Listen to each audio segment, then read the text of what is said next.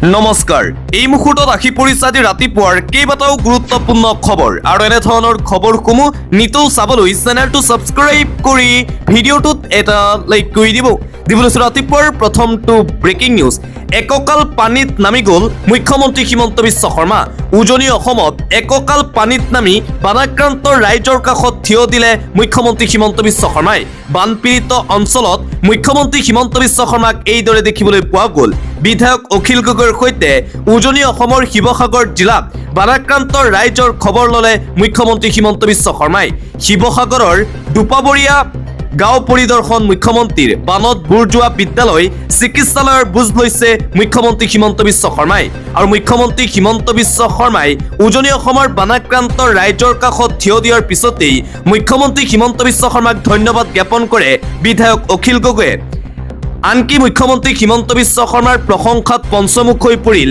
বিধায়ক অখিল গগৈ এনেকুৱা এক্সপাৰ্ট পানীত জপিয়াই দিব পৰা মুখ্যমন্ত্ৰী মই দেখা নাই আগতে তেখেত বহুত শক্তিশালী মানুহ দেই এজন মুখ্যমন্ত্ৰীয়ে কঁকাললৈ হোৱা পানীত নামি বানাক্ৰান্তৰ খবৰ লৈছে অসমৰ ইতিহাসত চাগে ইয়া প্ৰথম মুখ্যমন্ত্ৰী ডক্টৰ হিমন্ত বিশ্ব শৰ্মাৰ প্ৰশংসাত এইদৰে পঞ্চমুখ হৈ পৰিল শিৱসাগৰ সমষ্টিৰ বিধায়ক তথা ৰাইজৰ দলৰ সভাপতি অখিল গগৈ লগতে মুখ্যমন্ত্ৰী হিমন্ত বিশ্ব শৰ্মাক অখিল গগৈয়ে দাবী কৰিছে বানত ক্ষতিগ্ৰস্ত হোৱা পৰিয়ালসমূহক 10 লাখ টকাৰ ঘোষণা কৰিব লাগে মুখ্যমন্ত্ৰীয়ে মুঠতে যোৱাকালি মুখ্যমন্ত্ৰী হিমন্ত বিশ্ব শৰ্মা আৰু বিধায়ক অখিল গগৈক এইদৰে দেখিবলৈ পোৱা গ'ল আৰু আনফালে উজনি অসমত উপস্থিত হৈ মুখ্যমন্ত্ৰী হিমন্ত বিশ্ব শৰ্মাই শিল খননক লৈ কৰিছে মন্তব্য আমাৰ শিল নহয় নাগালেণ্ডৰ পৰা শিল আহে নাগালেণ্ডত খনন অসম চৰকাৰে বন্ধ কৰিব নোৱাৰে আমি ক্ৰাছাৰ কেইটা বিহুবাৰত বন্ধ কৰি দিব পাৰোঁ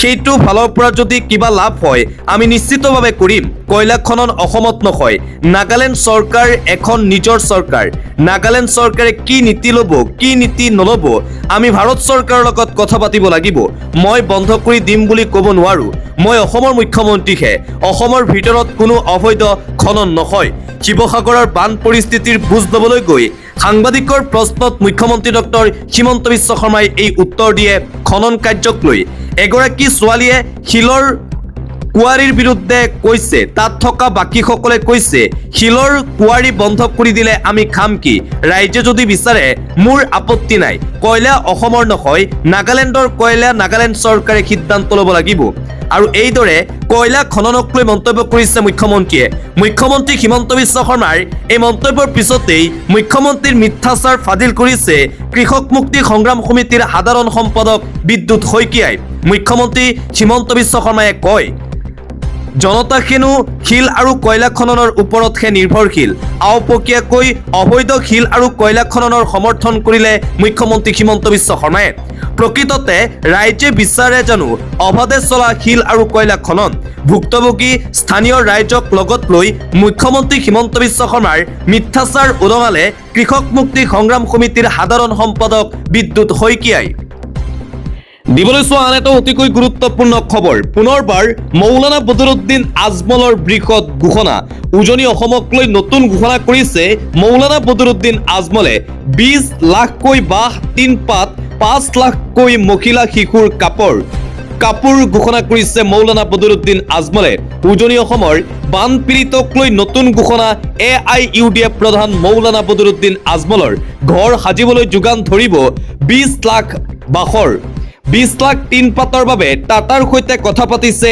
মৌলানা বদৰুদ্দিন আজমলে উজনি অসমৰ ভাই ভনীলৈ 5 লাখ মেখেলা চাদৰ দিব আজমলে কণ শিক্ষাৰ্থীৰ বাবে 5 লাখ চাৰ্ট পেণ্টটো যোগান ধৰিব আজমলে 3 মাহলৈ উজনি অসমত চিকিৎসা শিবিৰ ৰাখিব মৌলানা বদৰুদ্দিন আজমল আৰু আজমল ফাউণ্ডেশ্যনে উজনি অসমৰ বানপীড়িতৰ কথা কৈ উচুপি পুনৰবাৰ কান্দি উঠিল মৌলানা বদৰুদ্দিন আজমল কেন্দ্ৰই 10,000 কোটি টকাৰ ধন দিয়ক অসমক এই দাবী জনাইছে আজমলে অসমলৈ ৰাষ্ট্ৰপতি আহিব বুলি আশা কৰিছো বুলি মন্তব্য মৌলানা বদৰুদ্দিন আজমলৰ মানৱ জাতি আজি বিপদত তাক লৈ ৰাজনীতি কৰিব নালাগে মানুহ পশু সকলো হেৰাই গৈছে উজনি অসমৰ বানত এই কথাৰেহে চিন্তা কৰিব লাগে ইমান সময় হ'ব লাগিছিল অসম আৰু নাগালেণ্ডৰ মাজত আলোচনা আকৌ যে বান নহব তাৰ কি নিশ্চয়তা আছে বানাক্ৰান্তৰ বিৱৰণ দিবলৈ গৈ আজমল পুনৰবাৰ এইদৰে মন্তব্য কৰি উচুপি কান্দি উঠিল। পৰৱৰ্তী খবৰ প্ৰসংগ উজনি অসমৰ মহাপ্ৰলয় 4 বছৰ পূৰ্বে সকীয়াই দিছিল জলসম্পদৰ বিষয়াই বিশাল ধন হানি হোৱাৰ পূৰ্বানুমান কৰিছিল অভিযন্তাই দিখৌত অবৈধ শিল খননৰ ভয়াৱহ পৰিণতিত দিছিল আগতীয়া ইংগিত কিন্তু কাৰ পৃষ্ঠপোষকতাত দিখৌত চলি থাকিল অবাধ শিল খনন এই প্ৰশ্ন পুনৰবাৰ উত্থাপন কৰিছে দেৱব্ৰত শইকীয়াই ক'ত আছিল প্ৰশাসন কি ভূমিকা আছিল ফৰেষ্ট ডিপাৰ্টমেণ্টৰ পুনৰবাৰ উজনি অসমৰ বান পৰিস্থিতিক লৈ চৰকাৰৰ বিৰুদ্ধে এই প্ৰশ্ন উত্থাপন কৰিছে কংগ্ৰেছৰ নেতা দেৱব্ৰত শইকীয়াই। অন্য এটা খবৰ উজনি অসমৰ বান পৰিস্থিতিৰ মাজতে আন এক ডাঙৰ খবৰ এই মুহূৰ্তত আহি পৰিছে শিৱসাগৰৰ পাছত এইবাৰ যোৰহাটত দেখিবলৈ পোৱা গৈছে কৃত্ৰিম বানপানী ভয়াৱহ পৰিস্থিতিৰ সৃষ্টি হৈছে যোৰহাটত যোৰহাট সম্পূৰ্ণৰূপে ডুবিল ভয়াৱহ পৰিস্থিতিৰ দিশে যোৰহাট জিলা শিৱসাগৰৰ পাছত যোৰহাট চহৰত ভয়ংকৰ বান কাহানিও পানী নোখোৱা স্থানত হুৰাহুৰে সোমাইছে পানী যোৰহাটৰ সকলো নৈ উপনৈৰ জলস্তৰ অভাৱনীয়ভাৱে বৃদ্ধি পাইছে হুৰাহুৰে দোকানে পোখাৰে সোমাইছে পানী যোৰহাট চহৰৰ অলিয়ে গলিয়ে একাঠু পৰ্যন্ত পানী নেৰানেপেৰা বৰষুণৰ ফলত যোৰহাটত অভাৱনীয় পৰিস্থিতিৰ সৃষ্টি হৈছে উজনি অসমত পুনৰবাৰ এই প্ৰলয়নকাৰী বানৰ সৃষ্টি হৈছে এইবাৰ যোৰহাটত আৰু আনফালে ভয়াৱহ ৰূপত বৃদ্ধি পাইছে ৰঙা নদীৰ জলস্তৰ নৈপৰীয়া ৰাইজসকলক সতৰ্ক হৈ থাকিবলৈ আহ্বান জনোৱা হৈছে ভয়াৱহ ৰূপত এতিয়া ৰঙা নদীৰ পানী বৃদ্ধি পাইছে ভয়াৱহ পৰিস্থিতিৰ সৃষ্টি হোৱাৰ দিশে ৰঙা নদীত নৈপৰীয়া ৰাইজলৈ জৰুৰী নোটিছ জাৰি কৰা হৈছে সকলোকে সজাগ আৰু সষ্টম হৈ থকাৰ আহ্বান নৈপৰীয়া অঞ্চল পৰিদৰ্শন কৰি ৰাইজক জনালে বিধায়ক ঋষিৰাজ হাজৰিকাই ভয়াৱহ ৰূপত বৃদ্ধি পোৱা ৰঙা নদীৰ জলস্তৰক লৈ সতৰ্কবাণী জাৰি কৰা হৈছে সকলো নৈপৰীয়া ৰাইজক সতৰ্ক আৰু সাৱধান হৈ থাকিবলৈ আহ্বান জনোৱা হৈছে ৰঙা নদীত এইবাৰ দেখিবলৈ পোৱা গৈছে এই আতংকময় পৰিৱেশ। পৰৱৰ্তী খবৰটো হৈছে ফেচবুক ইনষ্টাগ্ৰাম ইউটিউব ব্যৱহাৰকাৰীসকল সাৱধান বানপানীৰ ফটো সংগ্ৰহক লৈ কঠোৰ হৈ পৰিছে অসম আৰক্ষী এতিয়াৰে পৰা শিশুক ব্যৱহাৰ কৰি প্ৰস্তুত কৰিব নোৱাৰিব ভিডিঅ' প্ৰকাশ পাব নোৱাৰিব শিশুৰ নাম ঠিকনা পৰিচয় ভিউজৰ নামত কণ্টেণ্ট ক্ৰিয়েটৰে শিশুৰ পৰা ল'ব নোৱাৰিব ইণ্টাৰভিউ সাক্ষাৎকাৰ ল'ব নোৱাৰিব শিশুক ব্যৱহাৰ কৰি সামাজিক মাধ্যমত প্ৰচাৰ কৰিব নোৱাৰিব দৃশ্য শিশুৰ দৃশ্য গ্ৰহণ কৰি প্ৰেৰণ কৰিব নোৱাৰিব আনলৈ এইদৰে উজনি অসমৰ বান পৰিস্থিতিৰ মাজতে ফেচবুক ইনষ্টাগ্ৰাম ইউটিউব ব্যৱহাৰকাৰীৰ বাবে সাৱধানবাণী জাৰি কৰিছে অসম আৰক্ষীৰ ফালৰ পৰা। অন্য এটা খবৰ যোৱা 19 জুলাইত অহা প্ৰবল বানে উজনি অসমৰ 3খনকৈ জিলা বিধ্বস্ত কৰি পেলালে সৰ্বশান্ত বানপীড়িতসকলক ৰাইজ চৰকাৰে পৰ্যায়ক্ৰমে সহায় কৰিছে কিন্তু এনে দুঃসময়তো চৰকাৰী বান সাহায্যক লৈ একাংশ অসাধু লোকে চল কপট আৰু দুৰ্নীতি কৰিবলৈ এৰা নাই ইয়াকে লৈ শিৱসাগৰ তিতাবৰ টিয়ক আদি স্থানত উত্তেজনাময় পৰিৱেশৰ সৃষ্টি হয় পৰিস্থিতি অধিক ভয়ংকৰ হৈ পৰে বান সাহায্যক লৈ কেলেংকাৰী হোৱাৰ অভিযোগত ৰাইজে সাব্যস্ত কৰে তীব্ৰ প্ৰতিবাদ এই 3খন জিলাত। এটা ব্ৰেকিং নিউজ সংকট বাঢ়িছে ভাৰতীয় জনতা পাৰ্টিত পেপাৰ লিকৰ পিছত E20ক লৈ সংকটত ভাৰতীয় জনতা পাৰ্টি এইবাৰ E20ৰ বিৰুদ্ধে উত্তাল হ'ল দিল্লীৰ ৰাজপথ E20ৰ বিৰোধিতাৰে প্ৰধানমন্ত্ৰীৰ বাসগৃহলৈ হাজাৰ হাজাৰ লোক ধৰ্মেন্দ্ৰ প্ৰধানৰ বাটেই ল'ব লাগিব নেকি নীতিন গাডকাৰীয়ে ইয়াকে লৈ এতিয়া চলিছে চৰ্চা ইথানেলযুক্ত ইন্ধনৰ অনুমোদনৰ বিৰোধিতাৰে নতুন দিল্লীত আম আদমি পাৰ্টিৰ নেতৃত্বত প্ৰতিবাদী কাৰ্যসূচী ৰূপায়ণ কৰা হয় 2 লাখৰো অধিক লোকৰ আবেদন লৈ প্ৰধানমন্ত্ৰীৰ বাসভৱন অভিমুখে ৰাওনা হ'ল আপৰ মুৰব্বী অৰবিন্দ কেজৰিৱাল অৱশ্যে আৰক্ষীৰ বাধাত ৰাজপথতে অৱস্থান কৰিলে প্ৰতিবাদকাৰীসকলে বেজুৰি অব্যাহত আছে E20ৰ পেট্ৰলৰ বিৰুদ্ধে বিক্ষোভ জনবিৰোধী E20 ইন্ধন নীতিৰ বিৰোধিতাৰে দেশৰ লগতে অসমতো সাব্যস্ত কৰা হ'ল তীব্ৰ প্ৰতিবাদ মহানগৰীৰ সচলৰ ধৰ্ণাস্থলীত অসম ৰাজ্যিক চালক সন্থাই ৰূপায়ণ কৰে দিছপুৰ চলো সমদল কাৰ্যসূচী E20 ইন্ধন নীতি প্ৰত্যাহাৰ কৰাৰ লগতে চালকসকলৰ দীৰ্ঘদিনীয়া সমস্যা সমাধানৰ দাবী উত্থাপন কৰিছে প্ৰতিবাদকাৰী ৰাইজসকলে ধৰ্মেন্দ্ৰ প্ৰধানৰ দৰে নীতিন গাডকাৰীয়েও নিজৰ মন্ত্ৰীপদ এৰিব লাগিব নেকি? ইয়াকে লৈ এতিয়া ভাৰতৰ ৰাজনৈতিক মহলত আৰম্ভ হৈছে ব্যাপক চৰ্চা E20 পেট্ৰলৰ বাবে। পৰৱৰ্তী খবৰ, অতীত হৈ পৰিব নেকি শতফুলৰ দেহ শদিয়া? বৃহৎ নদীবান্ধৰ শংকা, উদ্বিগ্নতাই আজি খেদি ফুৰিছে শদিয়াবাসীক। ইতিমধ্যেই শদিয়াৰ গাতে নিৰ্মাণ কৰি থকা হৈছে 2880 মেগাৱাট শক্তি উৎপাদনক্ষম দেশৰ বৃহৎ জলবিদ্যুৎ প্ৰকল্প। এই নদীবান্ধৰ প্ৰভাৱ শদিয়াবাসীৰ বাবে কিমান ভয়াৱহ হ'ব? এই নদীবান্ধে শেষ কৰি দিব নেকি লুখিত পাটকাইৰ সভ্যতাক? এই প্ৰশ্নই এতিয়া শংকিত কৰি তুলিছে শদিয়াবাসী জনতাক। শদিয়াবাসী জনতাৰ বাবে এই দুশ্চিন্তা আহি পৰিছে। পৰৱৰ্তী খবৰ, হঠাৎ RSSৰ হ'ল কি? কিয় মনত পৰিল আলফা জেনজিলৈ RSSৰ? CJP ৰাহুল গান্ধীৰ সক্ৰিয়তাত হেৰুৱাইছে নেকি দিক বিদিক RSSে? RSS হঠাৎ নৱপ্ৰজন্মক লৈ গুৰুত্ব আৰোপ কৰিছে।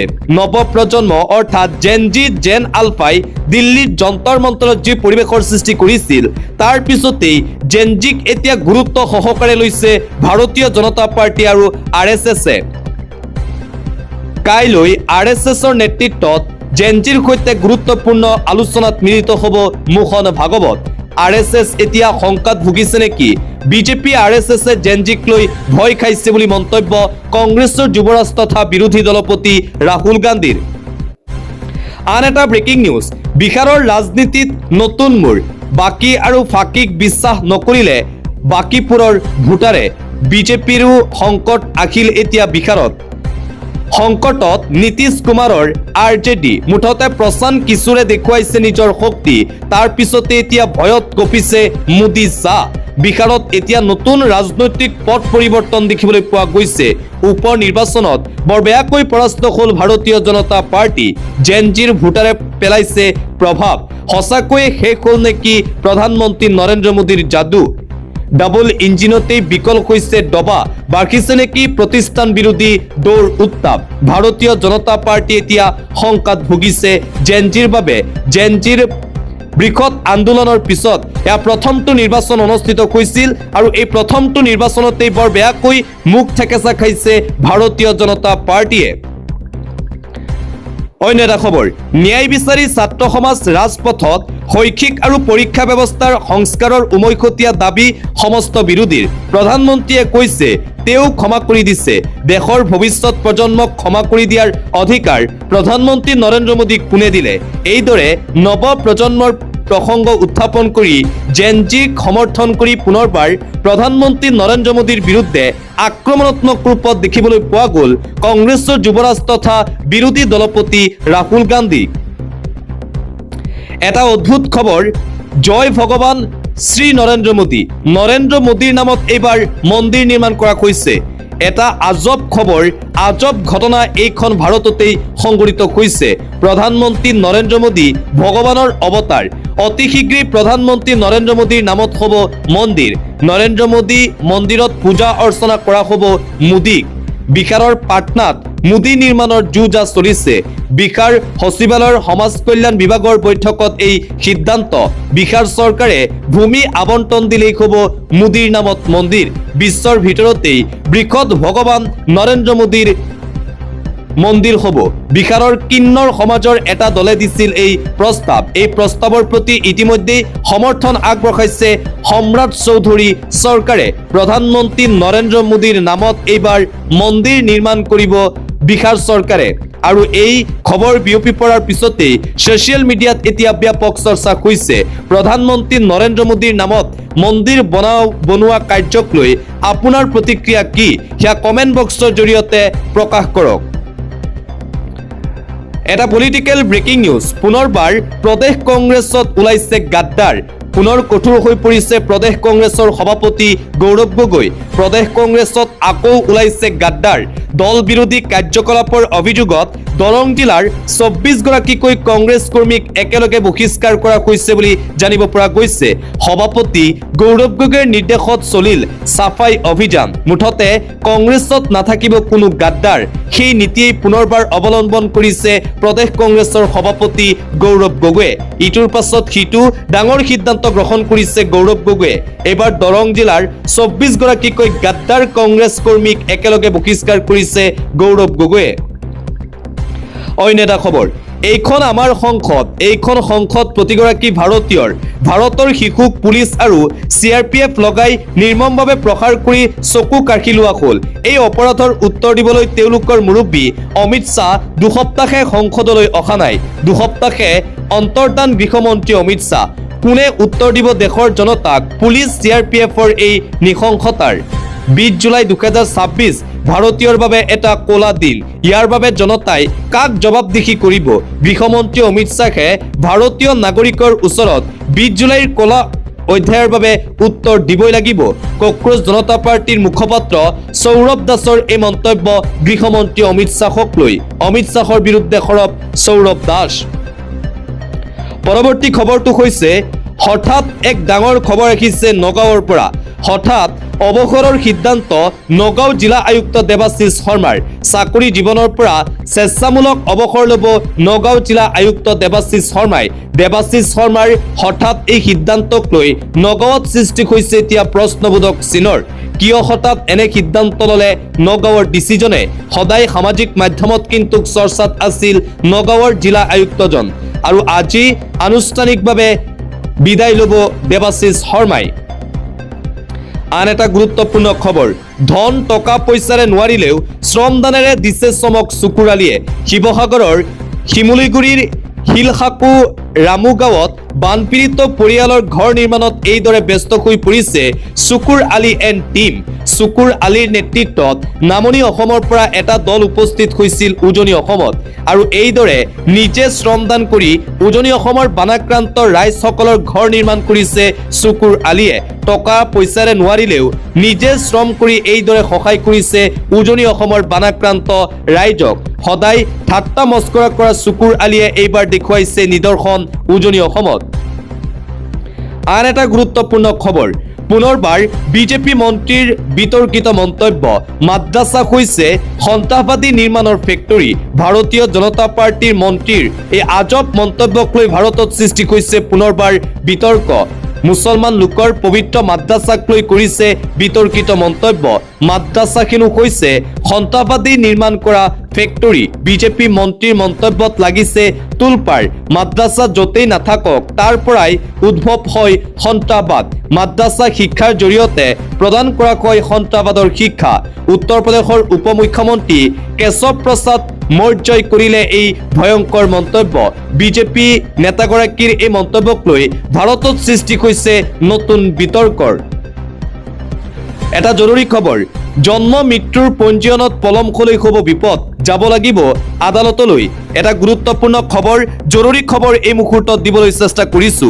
দেশত আহি গ'ল নতুন আইন, জন্ম মৃত্যুৰ পঞ্জীয়নত পলমকৈ যাব লাগিব আদালতলৈ। জন্ম মৃত্যুৰ পঞ্জীয়নৰ নিয়মত বৃহৎ পৰিৱৰ্তন। 2 বছৰতকৈ অধিক যদি পলম হয় প্ৰয়োজন হ'ব আদালতৰ পাৰ্মিশ্যন। সংশোধনী বিধেয়কখনত ৰাজ্যসভাই জনাইছে অনুমোদন। ইয়াৰ পূৰ্বে লোকসভাত গৃহীত হৈছিল বিধেয়কখন। জন্ম আৰু মৃত্যুৰ ৰেকৰ্ড স্বচ্ছ কৰিবলৈ এই নতুন আইন অনা হৈছে। 2 বছৰ পূৰ্বে মৃত্যুৰ পঞ্জীয়ন হ'লে দণ্ডাধীশ বা SDMৰ অনুমতি ল'ব লাগিব। ন্যায়িক দণ্ডাধীশৰ নিৰ্দেশৰ পাছতহে লাভ কৰিব প্ৰমাণপত্ৰ। অনুমতিৰ পূৰ্বে বিষয়াসকলে ভালদৰে নিৰীক্ষণ কৰিব লাগিব ডকুমেণ্টছ। পঞ্জীয়ন কৰোঁতে গুৰুত্বপূৰ্ণ বুলি জনাইছে চৰকাৰে। দেশত আহি গ'ল এই নতুন নিয়ম। আন এটা গুৰুত্বপূৰ্ণ খবৰ, বন্ধ হ'ল 94,000 চৰকাৰী বিদ্যালয়। চৰকাৰী বিদ্যালয়ত নামভৰ্তিৰ সংখ্যা ভয়ংকৰভাৱে হ্ৰাস হৈছে। নীতি আয়োগৰ প্ৰতিবেদনত প্ৰকাশ পাইছে এই তথ্য। নামভৰ্তিৰ হাৰ 2.26 কোটি হ্ৰাস। ব্যক্তিগত বিদ্যালয়ৰ সংখ্যা 2.88 লাখৰ পৰা 3.31 লাখলৈ বৃদ্ধি। বিদ্যালয় একত্ৰীকৰণৰ বাবে হ্ৰাস হৈছে বহু বিদ্যালয়। জম্মু কাশ্মীৰত সৰ্বাধিক হ্ৰাস চৰকাৰী বিদ্যালয়। 4,300 চৰকাৰী বিদ্যালয় বন্ধ হৈছে জম্মু কাশ্মীৰত। 6 কিলোমিটাৰ পৰ্যন্ত যাত্ৰা কৰি যাবলগীয়া হৈছে বিদ্যালয়লৈ। শিক্ষকৰ অভাৱৰ বাবেও বন্ধৰ দিশে বহু বিদ্যালয়। জনজাতীয় অঞ্চলত বহু শিশুৱে বিদ্যালয় এৰাৰ সম্ভাৱনা।